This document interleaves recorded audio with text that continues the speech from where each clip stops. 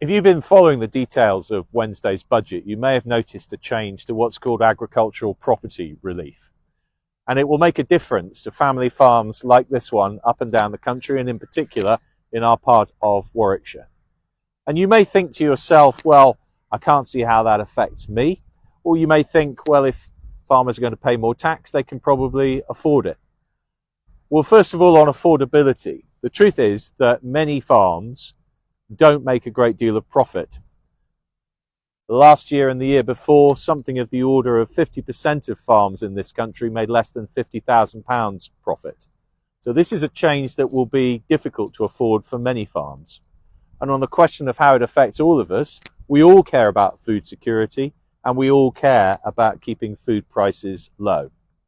And the truth is that this was a tax change that affects the ability of farmers to pass their farms on to their children. And we know that the age of farmers, the average age of farmers, is too high. And we want to make sure that farms continue in family hands so that these businesses are sustainable and continue to offer us the agriculture we all rely on.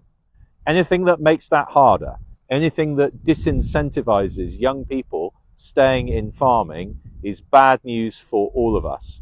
So this government has considered that farmers are an easy target. But in truth, taking aim at farmers hurts all of us.